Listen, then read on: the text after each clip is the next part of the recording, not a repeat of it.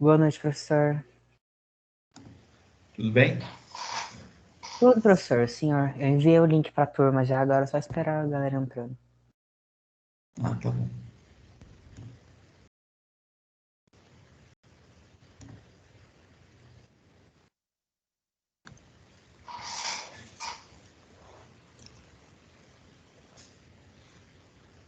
Boa noite, seu Vitor, Danilo, Marina, Tácita, Tiago, Amanda, Pedro, Que, professor? Vinícius, Milena, Vinícius. Tudo bem?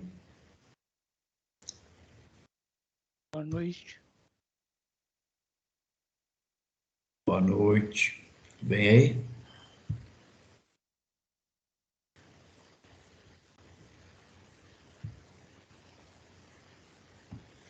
Ok. Como é que foi de final de semana?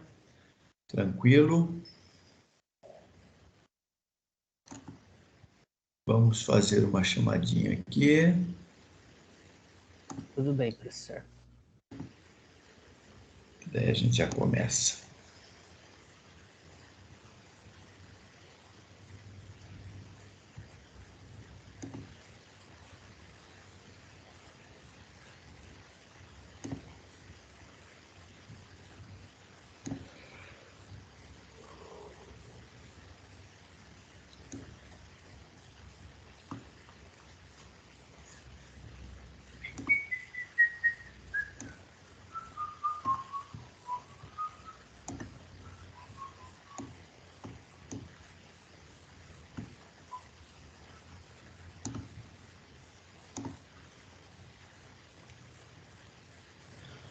O Adam existe? Sim, professor, ele é um dos alunos da nossa sala. Por quê? Mas ele não assiste minha aula, né? Porque Não sei responder, professor. praticamente eu não vi ele em aula até hoje. Amanda está aí, Bianca não está, Bruno não está, Danilo está, Denner não está, Fernanda está, Francisco não, Gabriel não, Gabriela não. Professor, boa noite. O Oi, Bruno acabou de entrar, tá? Bruno chegou. Júlia, Boa noite. oi? Júlia não está, Janine está, João Gabriel está,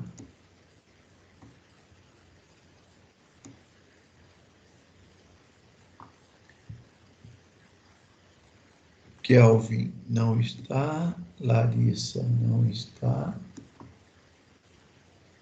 Luiz está, Luana não está, Lucas não está, Lucas não está, Marina está, Milena está, Pedro de Oliveira, Pedro Vinícius, Raíssa não está, Rodrigo não está, Juan não está, Tasta, Tiago estão,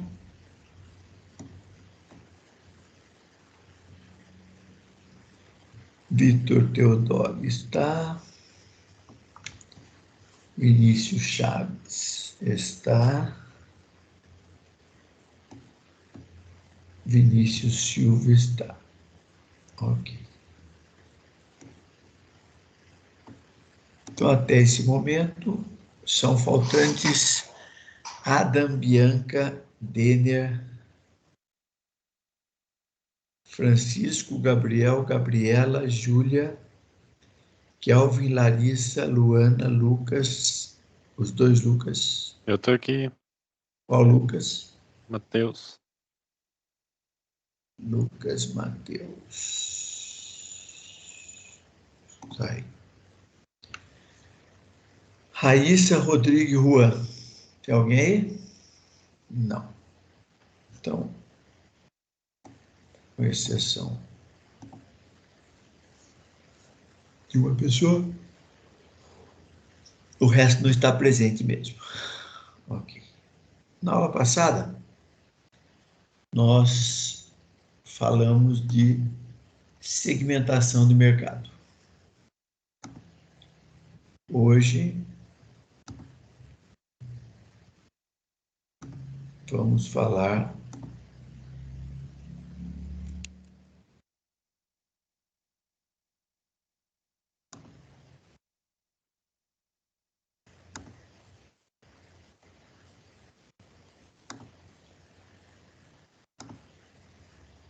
de mensuração da demanda.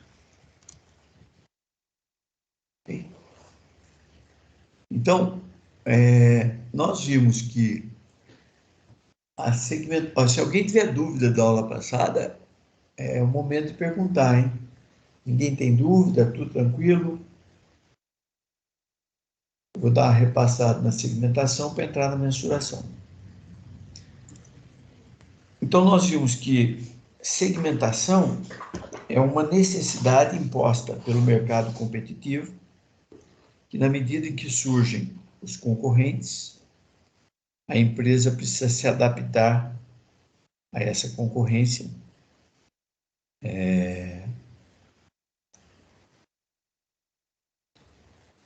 seguindo os passos.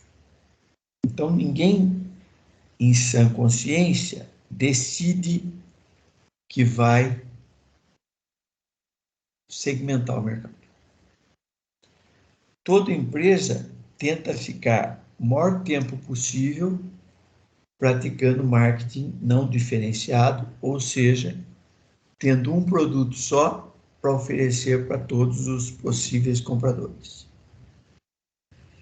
Quando a concorrência vê que você está ganhando dinheiro, entra no mercado para ocupar parte da demanda. E como que a empresa entra, concorrente, em cima das nossas falhas. Então ele verifica o que eu não faço direito e vai fazer para atender melhor os clientes. Quando acontece isso, surge a necessidade da segmentação. E quando as empresas segmentam, elas têm que decidir se vão trabalhar muito para ficar com uma grande participação em um mercado específico, e isso é marketing concentrado, ou se a empresa vai desenvolver produtos para cada segmento que ela identificar, e aí ela vai estar praticando marketing diferenciado. Só que eu disse na aula passada que a segmentação ela tem vantagens, né? Que você tem um produto mais próximo daquilo que o comprador deseja e, consequentemente, eu tenho maior chance de fidelização, certo? Só que o marketing diferenciado, que é desenvolver produtos para os diversos segmentos, essa estratégia tem alto custo. Então, por isso que segmentar não é um desejo de ninguém. Eu vou gastar para segmentar, mas vou ter que transferir para quem compra o custo a mais que eu vou ter. E aí, a desvantagem, então, é maior investimento em tudo, em desenvolvimento, em estoque, em produção, distribuição, em propaganda, em tudo. Ok. Tendo vantagens e desvantagens, não é a empresa que decide, ela pode adiar, mas não segmentar, ela assume o risco de sair do mercado. Então, ela tem que segmentar. Agora, o que é a segmentação? Aí nós vimos que segmentar é a mesma coisa que filtrar.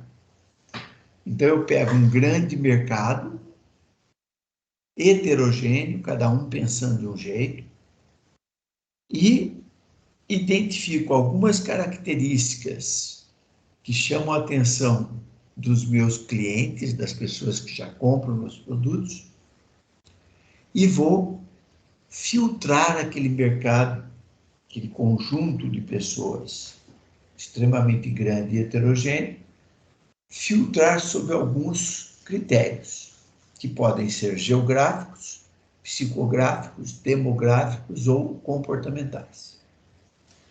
Só que cada filtro que eu coloco, eu gero um mercado, um supermercado, um segmento do mercado mais homogêneo. Porém, eu diminuo a cada critério que eu coloco na segmentação, eu diminuo o tamanho do mercado. Nós demos aí como exemplo na aula passada, né, que eu tenho 7 bilhões de pessoas no mundo. Concentrado muito lá na Índia e na China. Aí eu monto uma empresa aqui em Taubaté.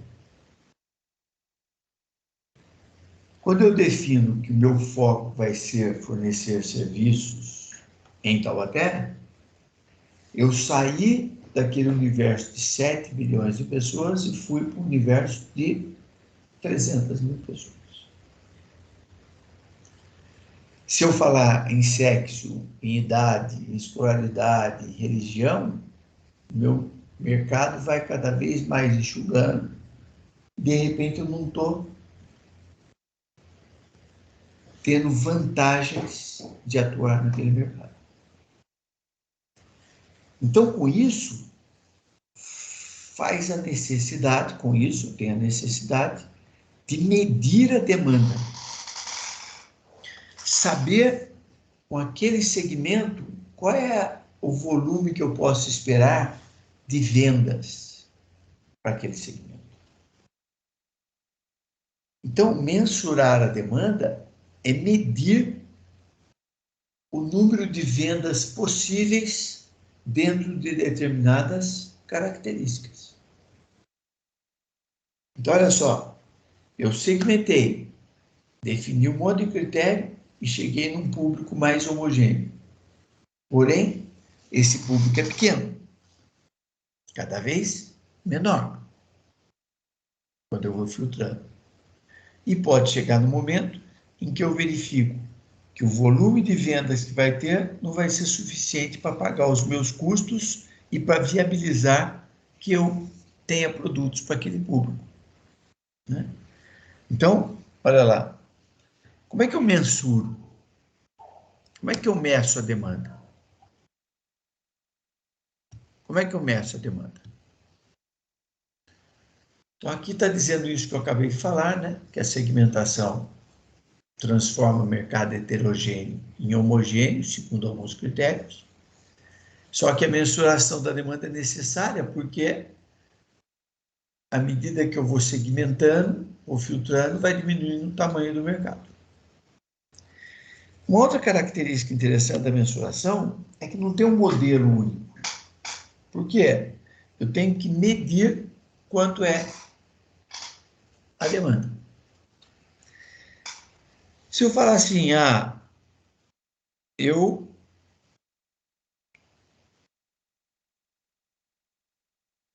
vendo um produto que a pessoa compra uma vez por ano só.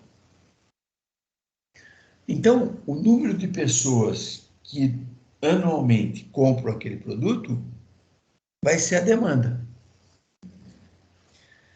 Agora, se eu estou vendendo um produto que tem pessoa que consome, compra 10 por mês, 10 por semana, por ano, outro produto compra 2, outro compra 20, o que acontece? O número de pessoas não vai ser exatamente a demanda. Porque se em média as pessoas compram 3 produtos daquele por ano, a demanda vai ser o número de pessoas com dinheiro para comprar aquele produto, né? Porque precisa ver se tem o dinheiro, que goste daquele produto. Se ela tiver nessas condições, a demanda vai ser o número de pessoas vezes 3. Não sei se eu já comentei aqui, tem uma marca espanhola, que as mulheres já devem ter ouvido falar aí na sala, que é a marca Zara. Não sei se eu já falei aqui. E Qual era antes da Zara a tendência do mercado de moda, roupa? Era esperar sair a coleção dos grandes estilistas, que normalmente acontecia em desfiles de moda.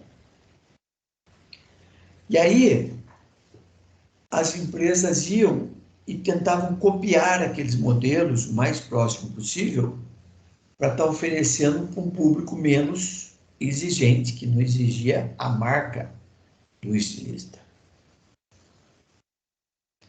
Só que isso fazia com que as lojas trabalhassem com duas coleções, uma coleção de inverno e uma de verão. Não tinha atrativo maior para as pessoas comprarem. As compras eram concentradas em períodos específicos. Não era constante. Ou seja, está lançando a coleção de verão. Opa, todas as mulheres iam lá para as lojas comprar roupa de verão. Aí ficava sem novidade no mercado. Chegava no inverno, antes de começar o inverno, vem a moda inverno. A mulherada ia lá comprar a moda inverno. Isso fazia com que as lojas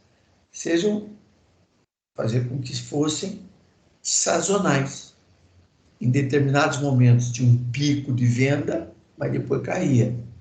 Voltava esse pico de venda na outra estação, caía de novo. Então as empresas trabalhavam com dois períodos. Certo? O que a Zara falou? Não.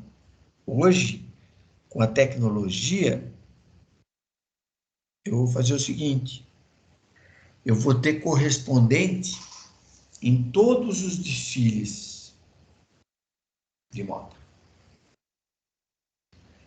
E ele vai lá, vai tirar foto e vai mandar para o centro de design, que vai pegar aqueles produtos que são de grandes estilistas e vai desenvolver modelos parecidos, mas em alta escala, porque o do estilista produz 1, 2. Aí uma pessoa que tem dinheiro para pagar compra, as outras só esperam. A Zara, então, construiu um modelo em que os fotógrafos vão, tiram as fotos, manda via internet lá para a sede, e o pessoal vai desenvolver coleções o mais rápido possível para estar lançando no mercado e concorrer com produtos grandes estilistas. É uma estratégia pesada, porque a Zara se compromete a lançar 10, 11, 12 coleções por ano. Então, imagina que o pessoal de desenvolvimento de produto tem que trabalhar para caramba, na verdade, copiar e fazer mudanças nos modelos dos grandes estilistas. A empresa tem que produzir esses produtos e entregar, não só na Europa, mas entregar nos Estados Unidos, na América Latina, na Ásia, que é muito rica. Ah, professor, mas aqui no Brasil a loja Zara não tem muitas. Não tem mesmo. Porque o Brasil está fora do eixo. O volume de pessoas que compram na Zara, na Europa, Estados Unidos, Japão, assim por diante, é muito grande. Então, o volume justifica a Zara produzir e mandar esses produtos para essas lojas. aqui no Brasil, muito provavelmente, a loja Zara pega o restolho das coleções que tem na Europa e bota para vender no Brasil. Então, olha só, antes as lojas trabalhavam pesado dois momentos: estação de inverno, estação de verão. Quando a Zara vem com essa proposta aí, ela faz com que as lojas tenham motivação de trabalho o ano inteiro. Que quando um produto acaba e que ela ficava esperando a próxima estação, não, acabou o produto, você vai agora trabalhar em outra coisa. Né? Então vai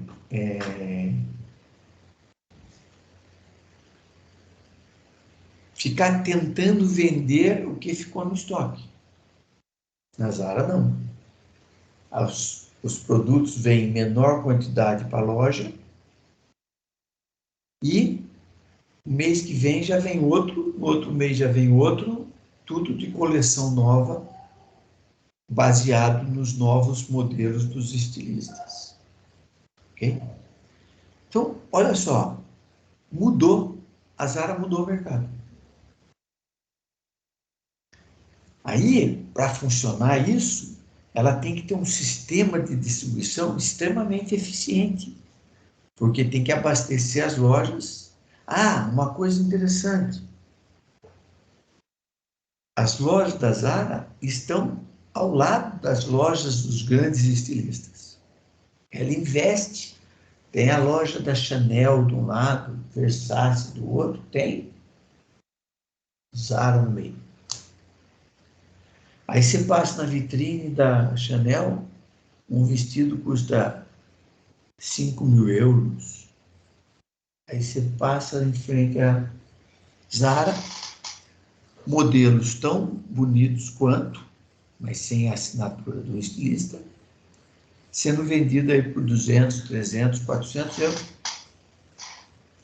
100 euros. Muito mais barato do que o produto de um estilista que tem nome, que tem marca, assim por diante. Okay? Então, medir a demanda tem essa característica. Hoje, quando a Zara fala, eu tenho 100.000 compradoras assíduas, isso já garante para ela, né, 100.000 vezes 10, 100.000 vezes 10, eu tenho 1 milhão de vendas garantidas. Por quê? Porque eu tenho 10 coleções diferentes para aquelas 100.000 mulheres comprarem. Eu gero motivação para todo mês as mulheres que são clientes da Zara tenham razão para ir até a loja.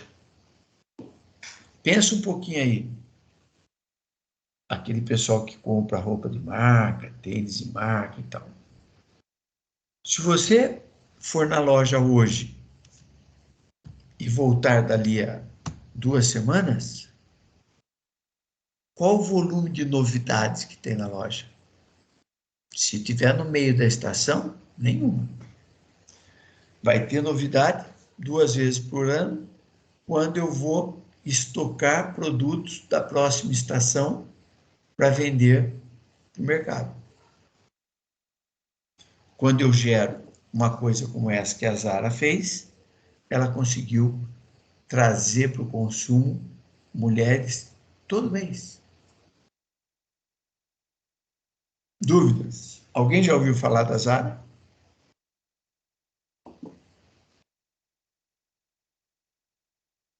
Alguém já ouviu falar da Zara? Sim, sim, professor. Eu já ouvi falar da Zara já, professor, mas eu conheci ela mais esse ano por causa de bafafá. Tinham até alguns adolescentes que estavam se achando superiores a outros, porque eles tinham acesso à Zara, quando na realidade, como o senhor falou aqui, a Zara ela investe muito em né, mais no nome dela, é parecido com o que a Nike faz. A Nike não exatamente investe falando na qualidade dela, o marketing dela, ela foca em se colocar com discursos que as pessoas estão se identificando e fazendo o nome dela, convencendo as pessoas que ela é grandona, que faz ela liderar. E a Zara se colocando em corredores com lojas grandes, tipo a Chanel, outras lojas assim, faz essas pessoas que têm acesso à Zara se acharem superiores. E aí, quando na realidade a Zara é, na verdade, só uma outra fast fashion, igual a Renner ou a C&A. Só que com preço mais salgado. É isso aí, só que você falou bem, você está perfeito. Sua análise aí está perfeita. Uma diferença, né, é que os preços da Zara lá fora, eles são preços convidativos, tá certo? Quando você vem para a Zara aqui no Brasil, quem olha e vê fala, ah, professor, mas não tem nada a ver com Riachuelo, com Renner e tal. Por quê? Porque no Brasil ela é uma marca importada. Mas se você vai lá na Europa, você tem não só Zara, mas tem a HM, MH, o HM, MH, acho, que também é uma gigante, né? Que procura seguir essa linha da Zara.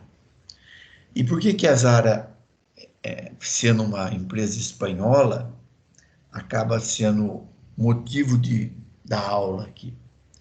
Porque os profissionais de marketing, os estudiosos, remetem para a Zara essa visão de novidade no mercado, certo? Ela mudou algumas concepções no mercado, dando agilidade. Então, o cara está lá no desfile de moda no Japão, ele está tirando foto e essas fotos em seguida vão para a área de desenvolvimento da Zara para serem desenvolvidas o quanto antes para entrar no mercado o quanto antes. Se der, até antes dos produtos originais. Até antes. Então, esse é uma linha de fazer as pessoas sentirem que estão, como você falou, superiores às outras, gastando menos. Por quê? Porque as pessoas que se sentem superiores, elas querem manter esse status. E para manter esse status, elas têm que ser clientes assíduas da Zara. Então, é mais ou menos a conta assim. Eu compro um vestido da Chanel e com o dinheiro que eu compraria esse vestido, eu compro as 10 coleções da Zara, que ela coloca no mercado uma vez por mês. Então, poxa. Né? E o mais interessante é que eles trabalham de tal forma, tanto os modelos como a vitrine, que você leva um susto quando passa e vê a Chanel vendendo um vestido por 2.000 euros, 10.000 euros, 15.000 euros. Você anda 5 metros, para na frente da Zara, um vestido bonito, atraente e tal, né? Em que custa 500 euros. Então é um choque, né? Se um dia vocês tiverem a oportunidade de viajarem, né? Procura uma loja da Zara e daí compara com as lojas que ela tem em volta dela em termos de preços. Ela ganha pelo giro e devido à grande agilidade que ela tem desde que o produto é identificado até a colocação dele para venda. Ok. Para medir, aqui, ó, como não tem um modelo para fazer a mensuração de demanda, o profissional de marketing ele tem que trabalhar com fontes secundárias de dados e fontes primárias. O que é uma fonte secundária de dados? É tudo aquilo que alguém pesquisou e está vendendo a informação. Então, por exemplo, quando o IBGE, que é do governo, faz o censo, então ele levanta casa por casa quantas pessoas tem, quantos trabalham, quantos não trabalham, grau de escolaridade do pai, da mãe, dos filhos, quantos banheiros tem na casa, quantos quartos, quanto isso, quanto aquilo, porque tudo isso vai configurar o perfil das pessoas, e aí, para eu conhecer esse perfil, posso comprar esses dados. Como não fui eu que pesquisei, eu estou adquirindo dados secundários. Ah, mas como é que sou eu que pesquiso? Simples. Eu defino um público básico, aí eu vou num local de bastante movimento e defino a 10ª pessoa que passar pela minha frente, sempre eu vou parar. Então, conversei com uma pessoa aqui, pesquisei com ela, não vou escolher quem eu vou pegar de novo, não. Vou contar, 1, 2, 3, a 10ª pessoa eu vou chamar para entrevistar. Então, olha só, eu gerei um modelo totalmente aleatório, porque a 10ª pessoa pode ser qualquer um. E quando eu crio esse modelo,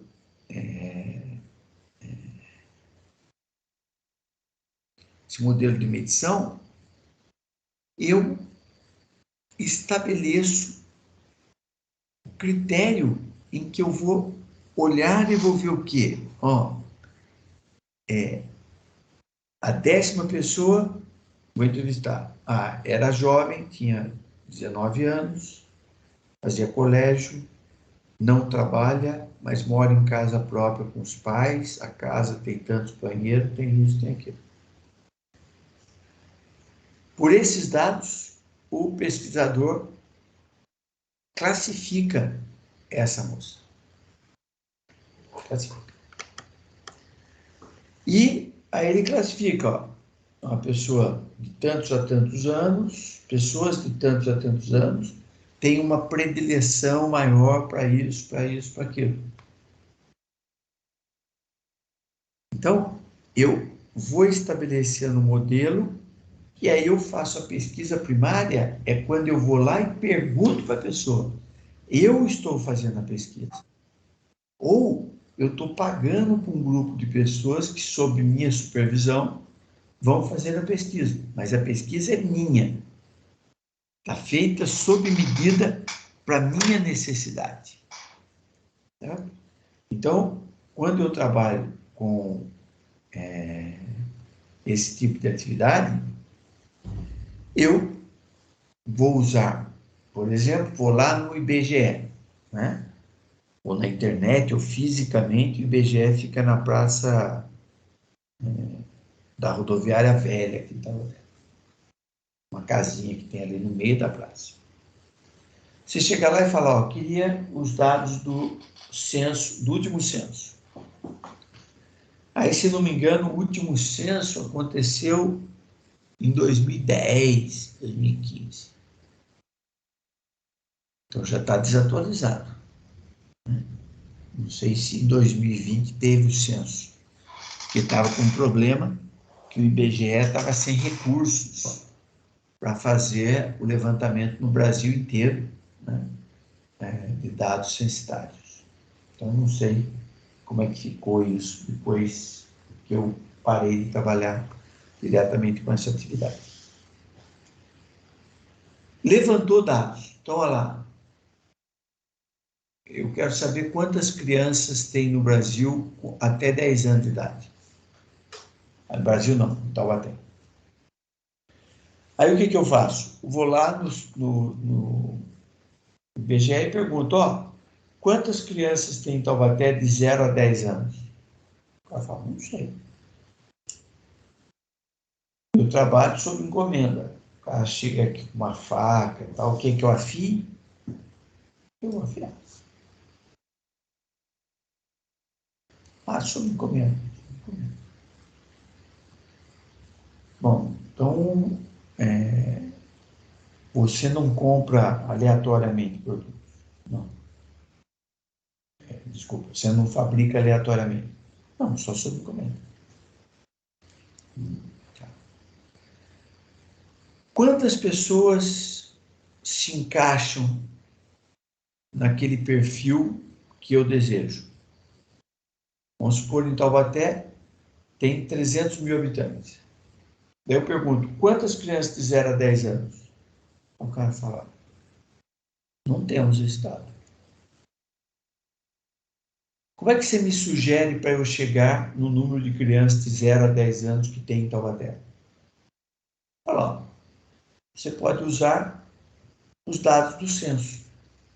Então, olha lá, tem um dado que nós temos aqui, que é a taxa de natalidade anual, ou do período. Em média, nos últimos 10 anos, a taxa de natalidade em Taubaté foi de 2%. Isso quer dizer que, com 300 mil habitantes, e tem uma natalidade de 2%, então nasce 2% de 300 mil por ano. Nasce 6 mil crianças.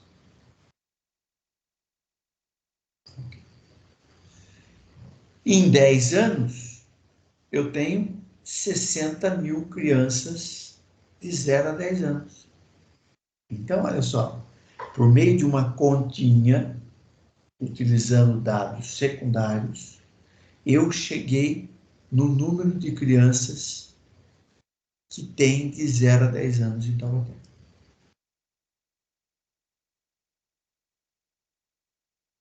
Aí o que eu vou vender? Ah, você vai vender sapato. Sapato para criança? É, sapato. Todas as crianças vão comprar, os pais, né? Vão comprar a mesma quantidade de sapato por ano? Sim? Perguntinha? Todas as Não. famílias? Não. Do que depende isso?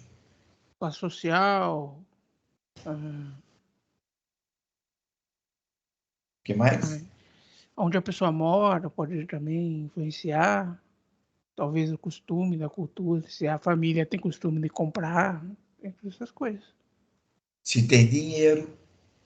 Sim, se tem dinheiro, poder aquisitivo, Então, olha só. Fala, pô, tem 60 mil crianças de 0 a 10 anos em Taubaté. Agora, vou fazer uma pesquisa primária. Então, eu vou definir o tamanho da amostra, né? Que a estatística diz. Por isso que em eleição, né?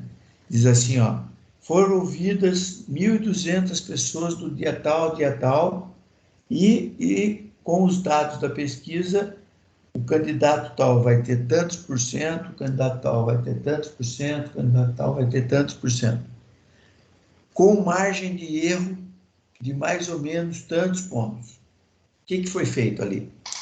Foi calculado o tamanho da amostra, que, se for consultada, representa a totalidade.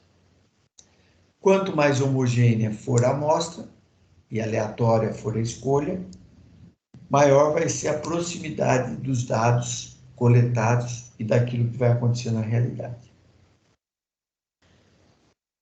Aí eu vou, então, vou parar lá na praça principal da cidade, com a minha prancheta, e eu vou fazer aquele coisa que eu falei, né? A 10ª pessoa eu vou parar. Beleza. Caracterizei essa pessoa, para identificar de que classe social ela participa, né? Tipo, quantas pessoas trabalham em casa, se é casa própria, a faixa de renda familiar e tal, isso define a classe social. Aí eu pergunto, a senhora tem filhos pequenos? Tenho sim. Quantos? 3. Ok. Qual a idade? Um é de 4 anos, um de 5, um de 6. Escadinha. Escadinha, legal. Quantos sapatos envolvendo calçados, envolvendo sandália, chinelo, tênis, a senhora compra para os seus filhos por ano?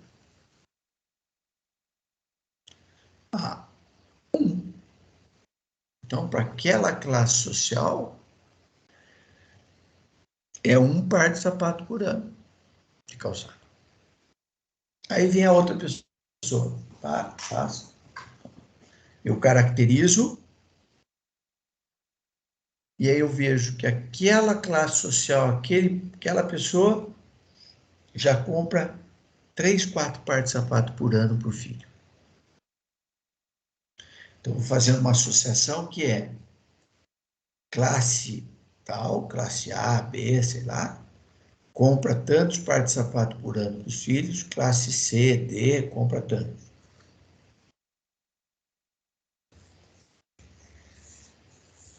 Com isso, eu vou ver o seguinte, que nem todos compram a mesma quantidade.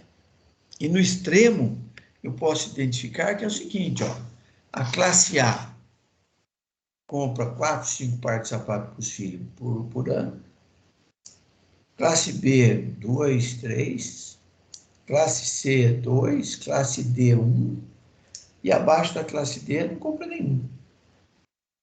Mas como é que o filho anda? Herda.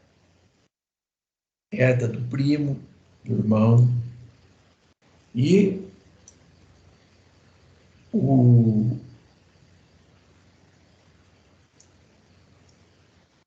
pai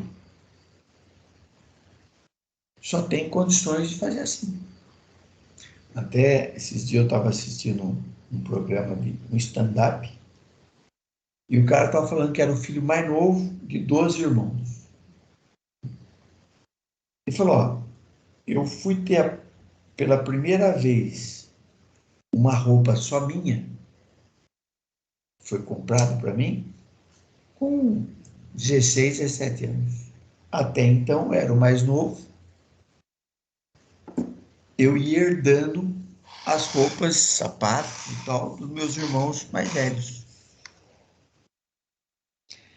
Então, você vai chegar à conclusão de que classe social tem um perfil, escolaridade tem outro, e aí você vai ter que multiplicar aquela taxa de consumo daquela classe social pelo percentual daquela classe social que tem no mercado. Fala, mas não sei, eu sei que tem 60 mil crianças, mas não sei quem são. Volta no IBGE, então. Ô, seu IBGE, qual o perfil da população de Taubaté? Como assim? É o perfil classe A, B, C, D, E. Aí o censo vai buscar lá, ó, segundo os parâmetros tais, 2% da população de Taubaté pode ser considerado classe A. Até 5, 6% classe B. Até 10, 15% classe C. Até 20, 35, 50% classe E. E o restante é classe lá para baixo, no que não tem dinheiro para nada. Aí eu vou multiplicar as 60 mil crianças de 0 a 10 anos pelo percentual que representa cada classe social. E aí, com isso, eu vou ter estimado quantas crianças da classe A, quantas da B, da C, da D, da E, e aí eu sei qual é a taxa de consumo de cada classe, eu multiplico e somo, e eu tenho a demanda de mercado para aquele tipo de produto. Ok? Aí aparece 3 dados aí, ó. A demanda do mercado, é o volume total que seria comprado por um grupo de compradores, em determinada área geográfica, num tempo específico, num ambiente específico, assim por diante.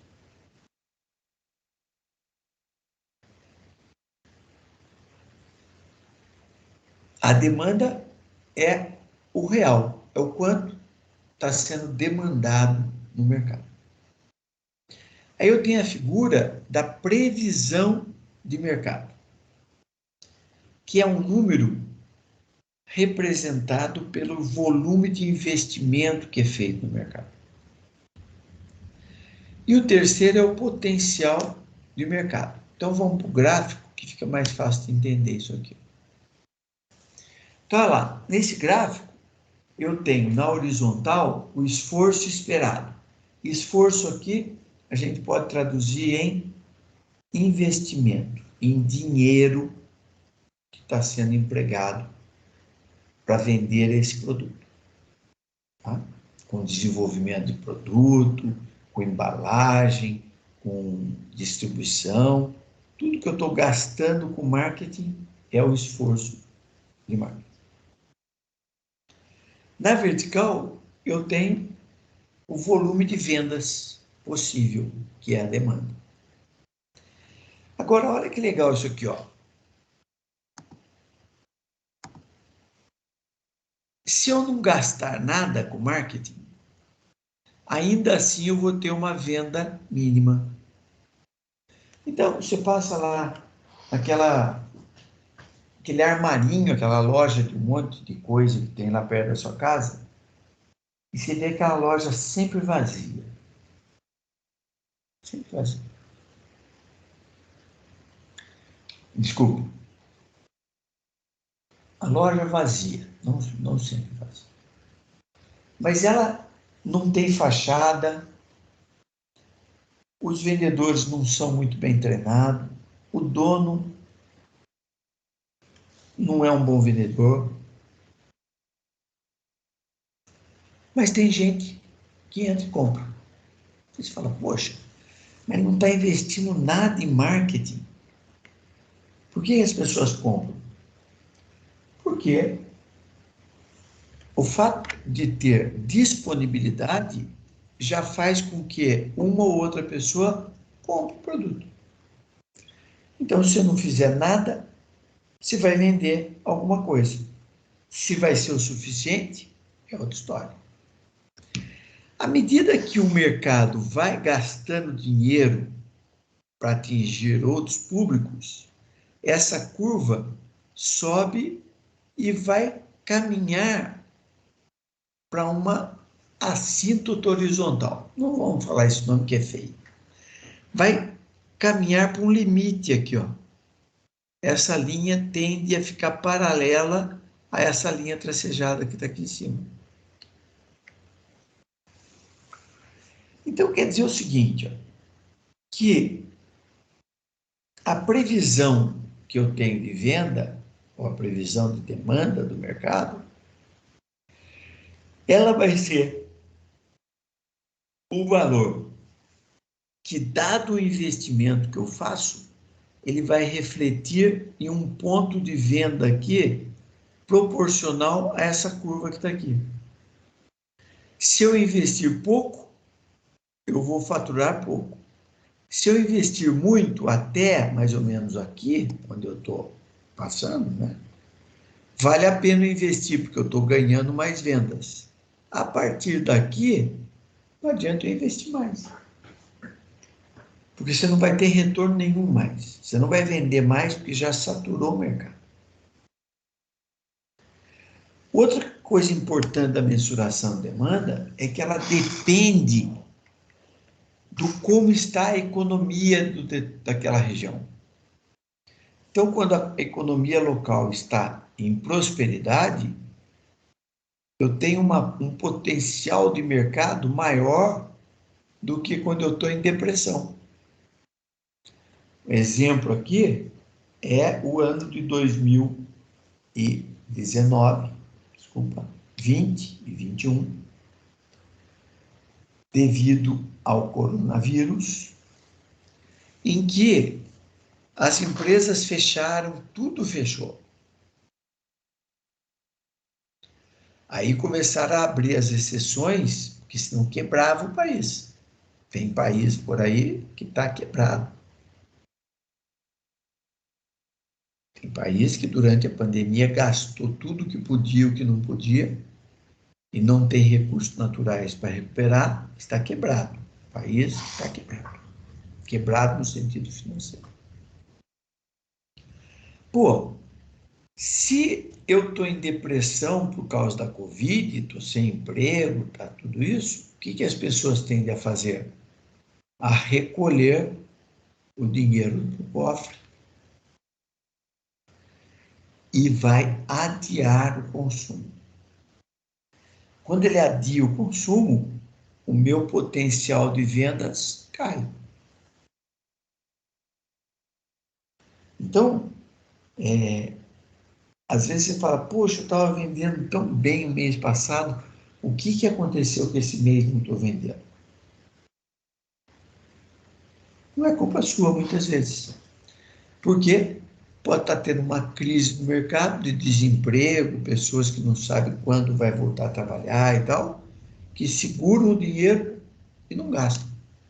Quando acontece isso, a economia para. Certo? Para a economia. Dúvida desse gráfico?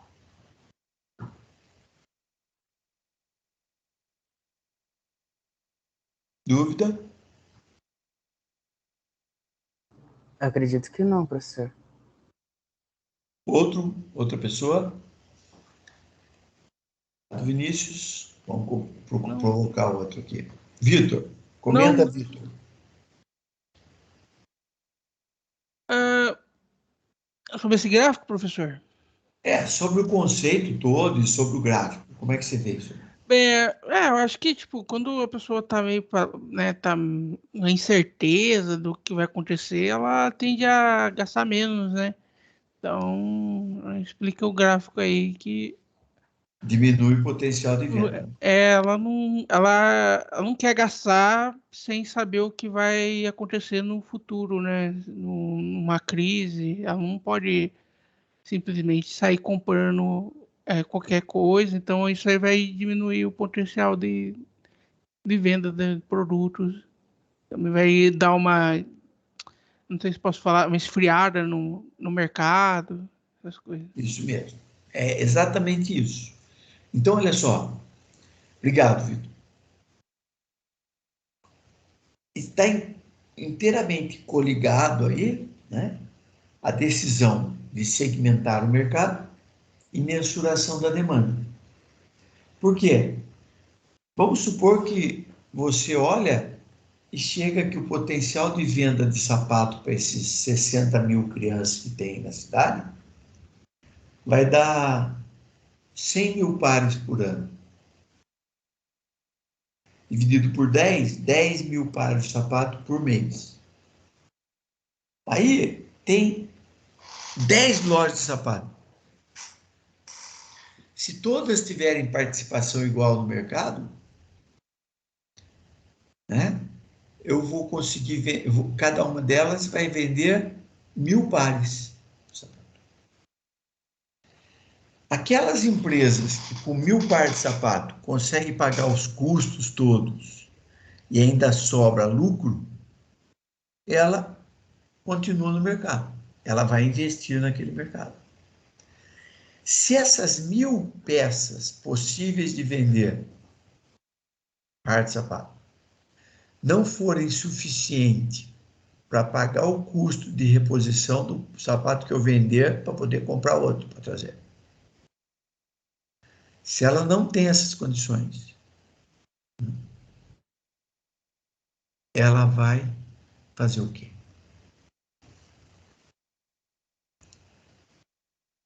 Então eu tenho lá aquele número de par 1.000 e eu precisava vender 1.500 para pagar minhas despesas e ainda ter algum lucro. Para eu vender 1.500, eu vou ter que ser melhor do que algum concorrente meu. Eu vou ter que roubar 500 pares de sapato do outro, para eu atingir no mínimo 1.500, que é o que eu preciso para ser viável eu trabalhar com aquela atividade. Então, olha, a hora que eu faço a mensuração, eu começo a ver se vale a pena investir naquele mercado ou não. Então, vocês vão se formar aí no final do ano. Aí, vão montar sua clínica, seu escritório, sua empresa. Onde eu vou montar a empresa? Qual o potencial que eu tenho de vender? Quais serão os meus custos? Quanto vai sobrar para mim por mês? Para eu pagar minhas contas, para eu ser independente?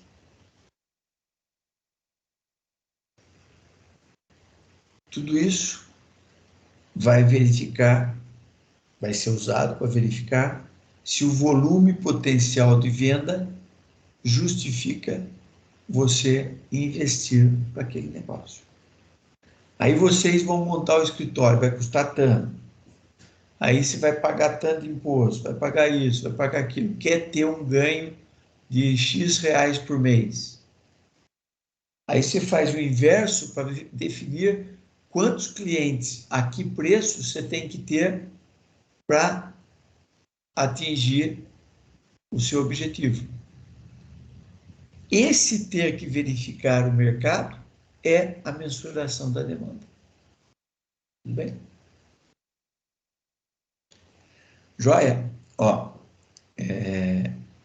2 minutos para vocês pensarem em perguntas, tempo de eu ir até o banheiro e voltar, 2 minutinhos e a gente entra num novo tema aí que também complementa esse, que é o cálculo do ponto de equilíbrio. 2 minutos eu volto. 7h57, antes das 8, eu estou, que eu vou no banheiro aqui do lado.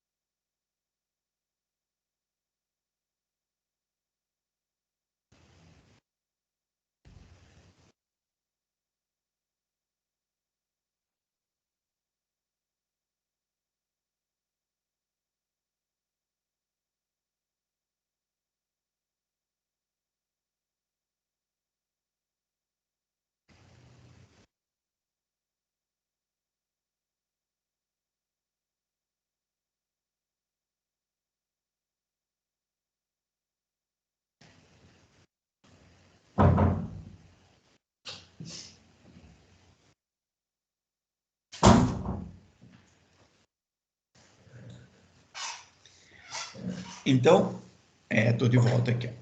Então, sendo repetitivo, o professor tem que ser repetitivo, está tudo interligado, mercado, segmento, filtrando para identificar aspectos semelhantes de quem eu quero atingir, o público. Quando eu segmento, eu diminuo o tamanho do segmento, do mercado, e eu tenho que verificar se vale a pena eu investir ou não nesse mercado. Como que eu faço essa verificação?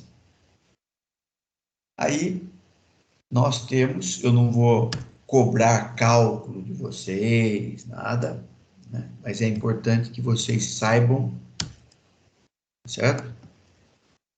O que é um cálculo do ponto de equilíbrio. Então, o primeiro gráfico aqui, ó, os dois são iguais, é o mesmo gráfico. Mas o que eu estou mostrando aqui nesse primeiro gráfico? Estou mostrando que eu tenho na linha horizontal aqui, onde eu estou passando o cursor vermelho, eu tenho o tempo. Então, é a quantidade, quer dizer, desculpa. Eu tenho quantidade de venda, quanto eu vendo. E na vertical, eu tenho dinheiro, quanto custa ou quanto eu recebo. Vamos dar um exemplo. Eu vendo uma bicicleta. Então, aqui nesse gráfico, eu vou estar marcando uma bicicleta. Quanto custa fazer a bicicleta? Custa tanto. Quanto eu recebo pela venda de uma bicicleta? É tanto. A diferença, quando o que eu recebo é mais do que eu gasto, é lucro. Então, olha só, o nosso objetivo é vender nosso serviço ou os produtos que eventualmente a gente faça, o que nosso cliente produza. Eu quero vender esse produto e ter lucro. Nenhuma empresa sobrevive sem lucro. Ah, professor, sobrevive sim. Não sobrevive. Ah, mas tem empresa que trabalha sem fins lucrativos. Aí é outra história.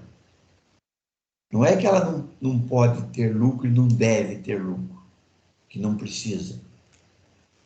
É o seguinte, se ela trabalhar para não dar lucro, a chance de dar prejuízo é infinita, é enorme. E aí, se ela não tiver um padrinho que paga as contas, ela fecha. Mas como é que sobrevive a empresa estatal lá que dá prejuízo, então? Porque nós pagamos com os impostos. Então, empresa pública até consegue trabalhar com prejuízo, mas alguém paga a conta. Normalmente somos nós. A empresa privada já não tem como. Se ela não conseguir vender o produto dela mais caro do que ela compra, ela vai fechar com o tempo. Porque ela não vai ter razão para existir. Ela compra por 10, vende por 8, então toda a venda dela perde 2. Então onde sai esse dinheiro? Não. Ela tem que vender mais caro do que ela compra.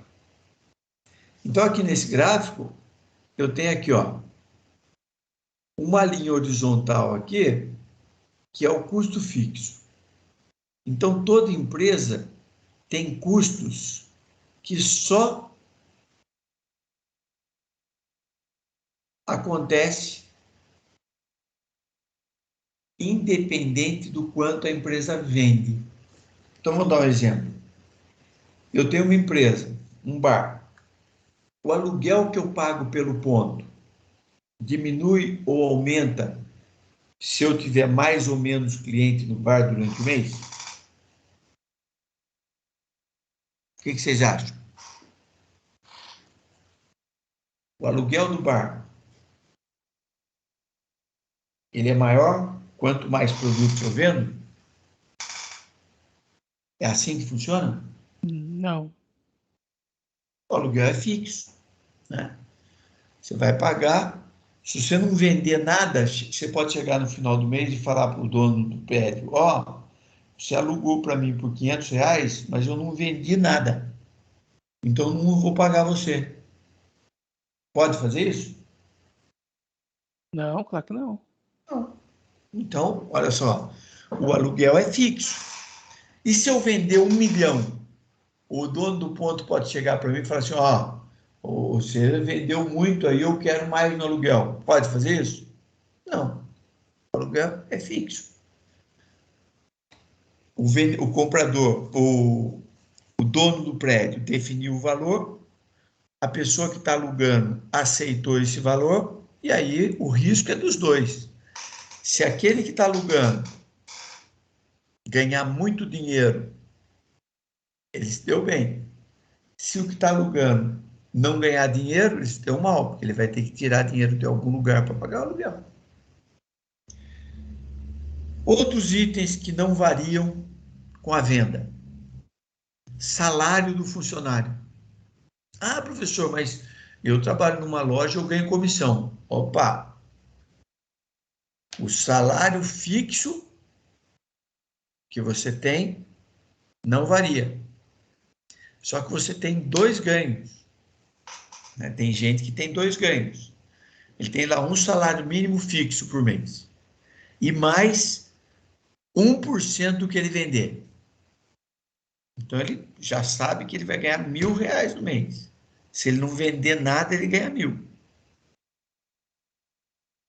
Só que de tudo que ele vender, ele ganha 2%. Então, se ele vender 100 mil no mês, ele vai receber 1.000 fixo, mais 2% de 100 mil, que dá 2.000, vai receber 3.000. Então, o vendedor é aquela pessoa que tem sangue no olho. Ele começa o mês pensando: ó, esse mês aqui eu vou ganhar R$ 5.000. Já tenho garantido, que é o salário fixo. Se eu tirar mais 4.000 de venda, eu ganho 2% sobre a venda, então eu tenho que vender 200 mil esse mês. E aí, cada cliente que entra na loja, o bicho sai querendo vender tudo para a pessoa. E vai fazendo a conta. Se eu vender 200 mil no mês, primeira semana do mês, vendi 50. Beleza. Agora, tem 3 semanas. Se eu vender 50 por semana até o final do mês, eu vai dar 200. Outra situação. Chegou no final da primeira semana, eu vendi 20 só. 20 mil. Pô, para 200, falta 180 dividido em 3 semanas. Vou ter que vender 60 por semana para bater 200 no mês.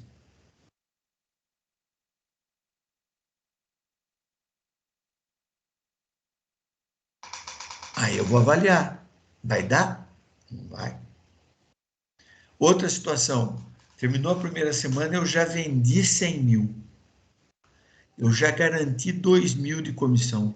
Só tenho que vender mais 100 mil nos próximas 3 semanas, né, para bater. Agora, se em uma semana eu vendi 100 mil, será que eu não consigo vender 100 mil por semana e vender 400 mil no mês? 400 mil, eu vou receber 8 mil de comissão. Então, tem salário fixo e tem comissão. Outro salário fixo: água, esgoto. Outro custo fixo: água, esgoto, internet, energia elétrica. Tudo custo que não varia com o volume de vendas, a não ser que você tenha uma empresa, né, que usa muita energia elétrica nas máquinas. Aí a energia elétrica vai influenciar, sim, no variável. Tá? Mas é porque o custo da energia elétrica é significativo no custo do produto. Aí ele vira variável. Mas em linhas gerais, água, luz, IPTU, salário, aluguel, telefone, internet, todos são custo fixo. Aí eu tenho aqui, ó, que eu tenho a linha do custo fixo aqui na horizontal, aí tem uma linha que sai daqui e caminha para a direita e lá do outro lado está escrito custo total é igual ao custo fixo, que é isso aqui, mais o custo variável vezes a quantidade. O custo variável é o ângulo dessa curva aqui, ó. Esse ângulo aqui. Isso aqui é o custo variável. Então, a multiplicação desse ângulo aqui, que é o custo variável, pela quantidade, mais o custo fixo, dá o meu custo total. Professor, isso é complicado, é complicado. Não é complicado. O problema está associado a um tipo de pensamento que nós todos fomos levados a ele, que é o seguinte: as pessoas não podem ser boas em tudo.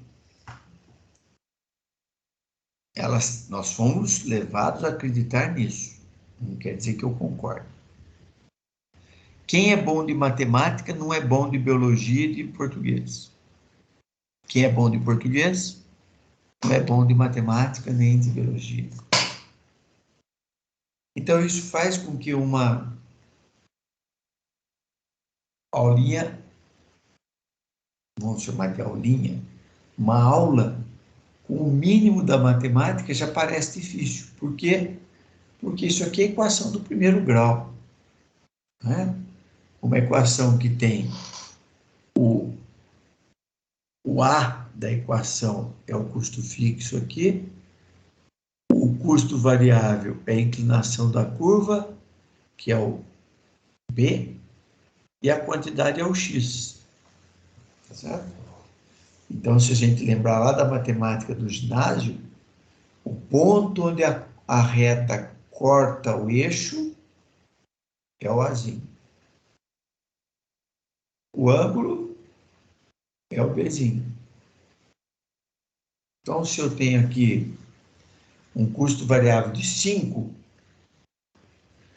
eu vou vender 100 peças, 5 vezes 100, 500, e tenho mais 100 de custo fixo, o meu custo total vai ser 100 do custo fixo, mais 500 de custo variável, vai dar 600. E a outra curva que tem aqui, ó, que tem uma outra inclinação aqui, ó, outro ângulo, que é o preço. Essa outra reta aqui, ela tem o faturamento ou receita. É o quanto eu vou faturar.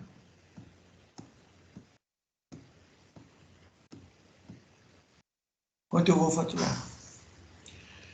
Se eu vender 0 durante o mês, quanto vai ser minha receita ou meu faturamento?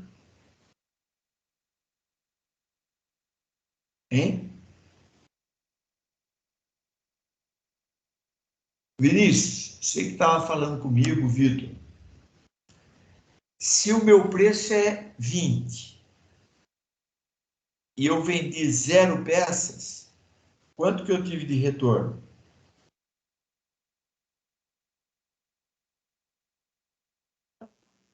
Nada? Hein? Nada. Porque eu vendi nada, Não deu nada. qualquer número multiplicado por nada é nada. Então, por isso que, olha, enquanto a curva do custo começa aqui no custo fixo, começa aqui, a curva da receita começa em 0. E à medida que eu vou vendendo, eu vou ter uma receita que vai ser igual ao preço que eu vendi, vezes a quantidade que eu vendi. Se eu vender uma peça e o preço é 20, minha receita vai ser 20. Se eu vendi 1.000 peças, 1.000 vezes 20, vai ter 20.000 de receita. E aí, olha que legal isso aqui. Por que chama de ponto de equilíbrio? Porque ele diz o seguinte: se o preço for maior do que o custo variável, vai chegar uma hora que a curva da receita, a linha da receita, vai cruzar a linha do custo. E aí, a partir do momento que cruza, a receita vai para o lado de cima, o custo fica do lado de baixo, então receita menos custo dá lucro. Eu tenho essa quantidade de receita, tenho essa quantidade aqui de custo. Opa. Custo e receita, a diferença da quantidade que eu vou ter de receita menos o custo vai me dar lucro. E antes do ponto de equilíbrio, olha o que acontece. Quem que está para o lado de cima? É o custo. Então, sempre que eu tiver antes do ponto de equilíbrio, eu vou ter prejuízo.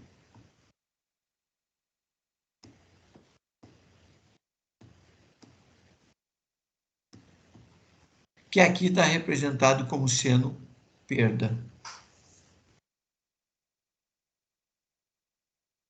Então, isso é importante por quê?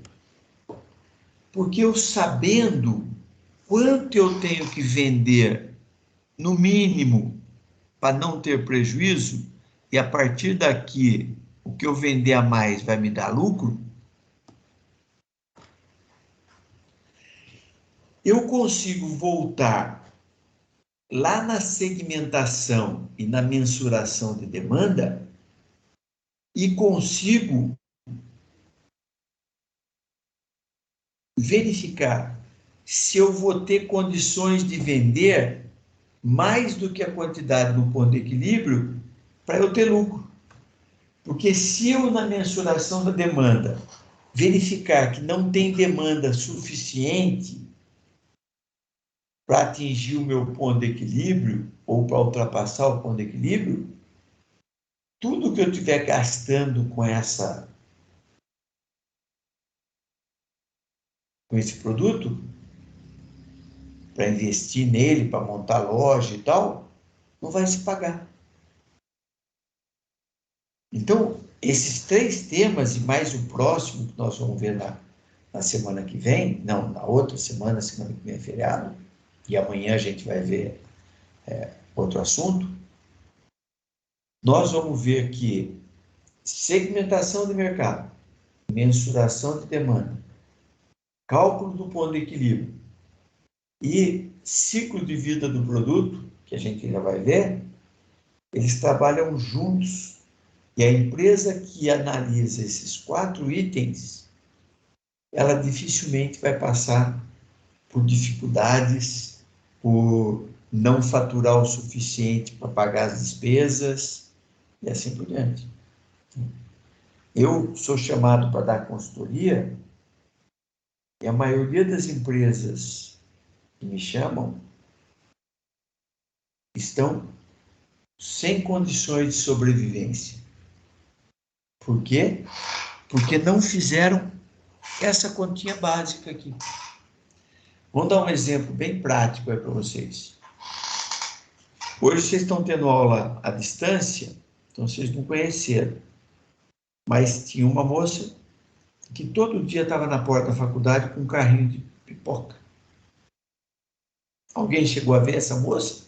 Ou vocês não, porque vocês estão dentro da escola só na pandemia ou seja, praticamente não conhece nada, nem pessoas, nem professores, nem nada. Acredito que seja isso, né? Mas vamos pensar essa moça lá que vende pipoca. O custo fixo dela, custo fixo, imposto que ela paga para a prefeitura, para poder estar funcionando ali. O gasto de gás não é significativo, então é custo fixo, quanto ela gasta de gás por mês. Água é custo fixo.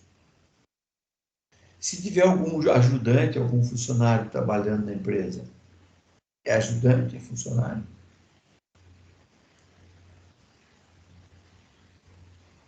Ela vai ter como custo fixo quanto ela vai pagar para essa pessoa. E depois o resto é variável. Por exemplo, um custo variável que é significativo na pipoca. O saquinho da pipoca. Onde você vai pegar a pipoca. É caro. A pipoca em si é cara? Não. Você compra um saquinho de pipoca por 50 centavos, R$1, R$2, dependendo do saquinho. E você põe para fazer pipoca uma colher, duas de milho, faz uma panela de pipoca. A quantidade de óleo que usa para fazer pipoca é variável. A quantidade de sal, tudo isso é variável. Para você montar um carrinho de pipoca, primeiro, você vai saber que ganha dinheiro. Tá? Para vocês terem ideia, tem alguns pipoqueiros aí na cidade que ganham 10, 15 mil reais por mês. Poxa, professor, Eles vendem muita pipoca.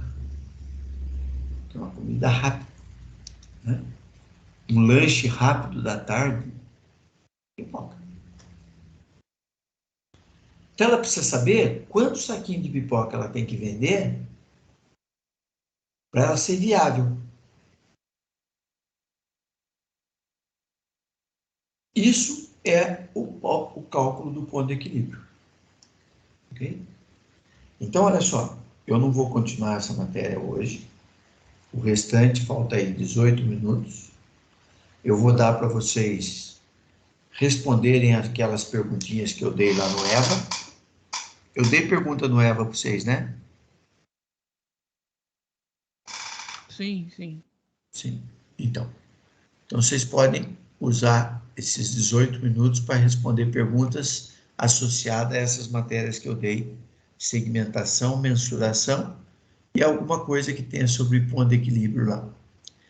Na próxima aula que a gente tiver na segunda-feira, nós vamos retomar o ponto de equilíbrio. Vocês estão vendo os slides aí, né? Ainda? Então, ó, nós vamos fazer aqui mais uma explicação e depois vai ter 2 ou 3 exercícios que vocês vão tentar fazer. Eu vou fazer junto para vocês terem uma noção, né?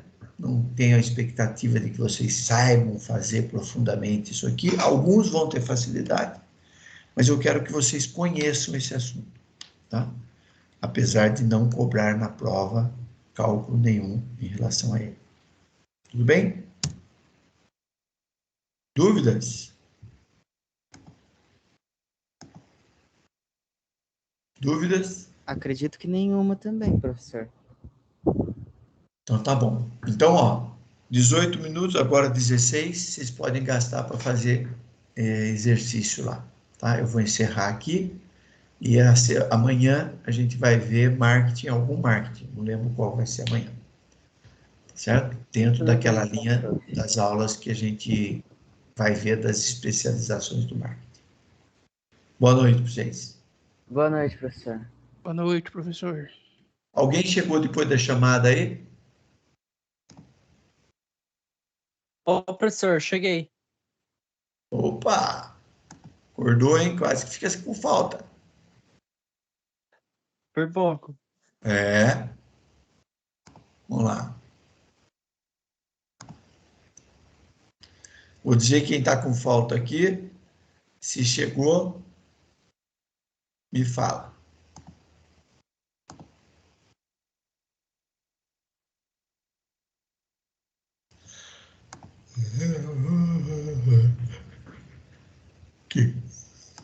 Vamos lá. Adam, chegou? Adam? Não. Bianca? Não. Denner? Tá ali. Francisco? Tá ali. Opa, Gabriel, não.